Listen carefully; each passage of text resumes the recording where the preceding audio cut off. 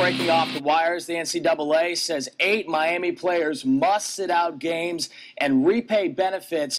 The NCAA has come down hard on Southern California. This certainly comes as a shock, but Jim Tressel is out as the head coach of the Buckeye football team.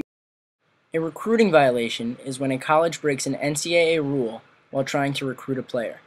This infraction often gives a team a competitive advantage. There are many reasons why schools disagree whether or not NCAA violations are wrong. The first is money. All schools want to generate the most revenue, and by getting the best players, they believe this is possible.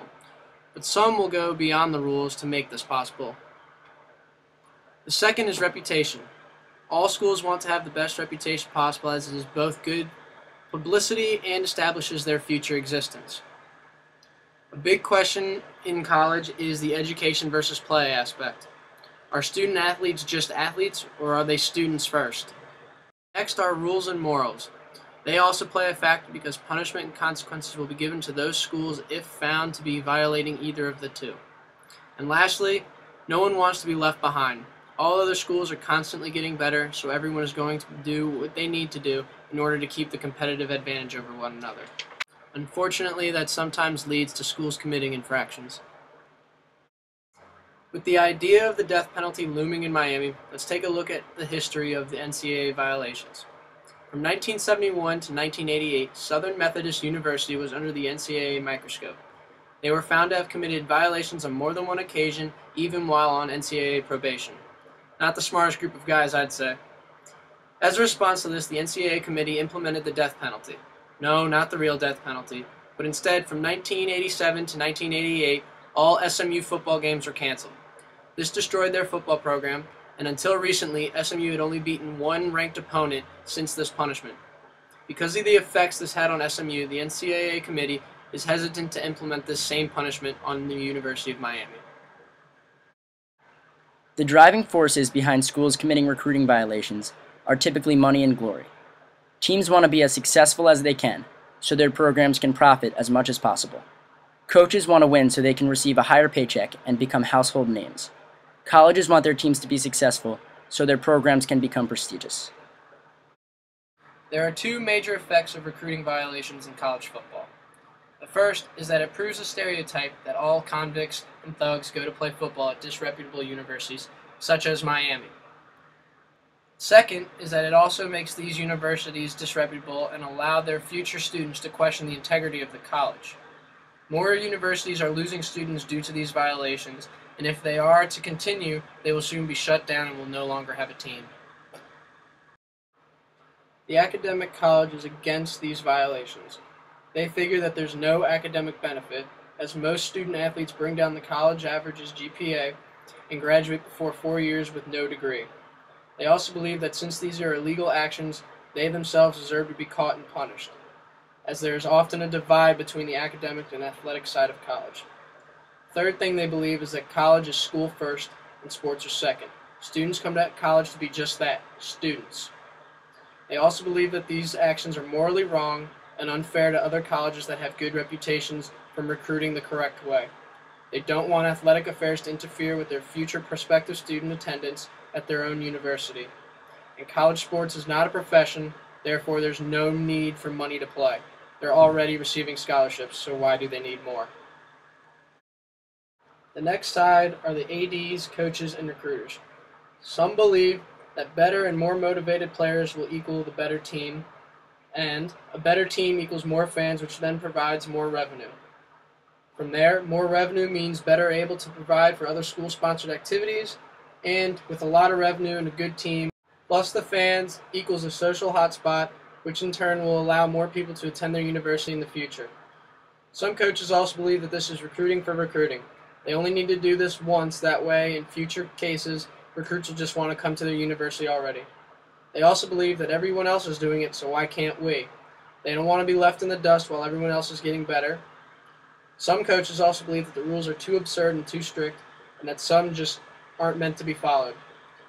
And lastly, some coaches believe that they have two chances, so why can't we risk one of them? First case, you're put on probation. The second case, you're banned, so why can't they just use the first one? Let's now take a look at USC and how their coaches handled this situation. USC was given a 2-year bowl ban as well as a reduction of scholarships and forfeitures of wins as a result of violations the NCAA found. So obviously the University of Southern California was hit hard by these recruiting violations. But what did Coach Pete Carroll do in response? Pete Carroll has confirmed that he will be the next head coach of the Seattle Seahawks. So shortly after the NCAA's discovery of the violations Carroll and his staff committed, Carroll decided to take a position with the NFL's Seattle Seahawks. Nobody can be certain as to why he made this choice, but we can be certain that Carroll escaped unscathed from the mess that he created. And while he is out coaching in Seattle, the current players and coaches at USC are being severely penalized.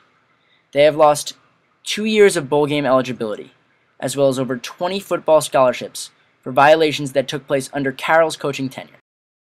And the entire USC program took a huge hit in June of 2011 when the school was stripped of its 2004-2005 national championship.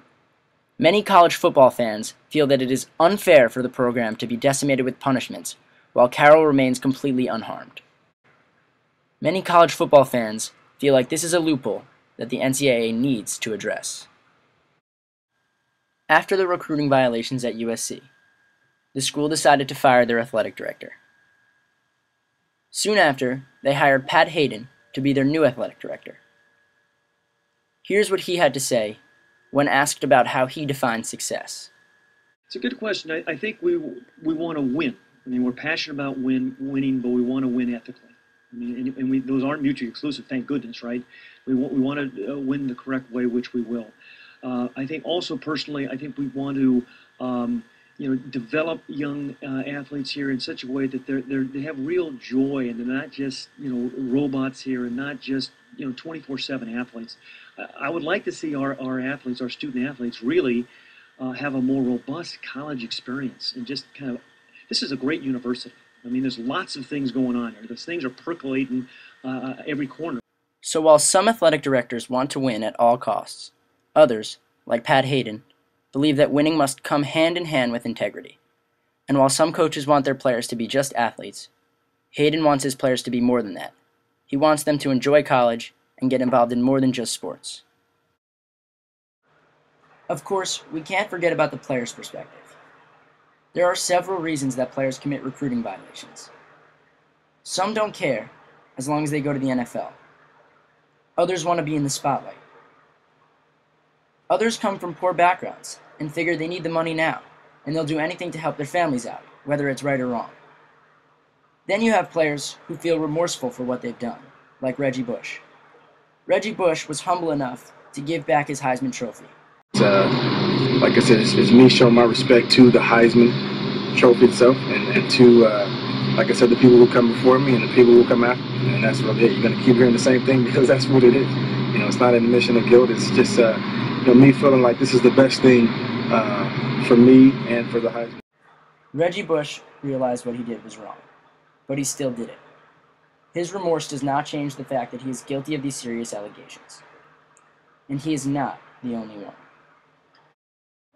One perspective we can't overlook is that of the students. According to Sports Nation polls, there is about a 50-50 split as to whether these violations are right or wrong. Some feel like the athletes are stuck up, arrogant and full of themselves, and cowards. Others don't care, as long as their team is winning every Saturday. And others sympathize with the athletes who come from poor backgrounds, but still feel like there are other ways for them to legally make money in college. Fifth and final side to this story is the NCAA board. They don't care about the who, what, when, why, or how, but instead they will still dish out punishments accordingly and appropriately. However, they're not out to get anyone, but rather they're just trying to keep the integrity of the game. They have a somewhat sympathetic side, as punishments aren't as harsh as they could be, or as some even believe that they should be, hence why Miami probably won't be receiving the death penalty next year. So looking at the current status of each of these programs, first we'll take a look at Miami. This year, Miami was found to have committed violations more than once. 12 players were found guilty and 8 were suspended for a maximum of 8 games. Plus, they had to repay all their dues and, like we said earlier, the possible death penalty in 2012. Ohio State was found guilty at the end of last year's and the beginning of this year. Their coach was fired over the summer, and 5 players were suspended, but one of them decided to be a coward and left for the NFL. USC was next. From 2004 to 2011, they were under the investigation of the NCAA committee. They were found guilty, and as a punishment, their 2-year probation has come to an end this year, but their recruiting restrictions and 2-year ban from bowl games are still implemented. They lost the Heisman Trophy and their national championship, and they still might lose more. Lastly, as mentioned before, Southern Methodist University was the first school ever to have the death penalty implemented against their football program. From 1972 to 1988, they were under the NCAA microscope, where they were found to be guilty more than once.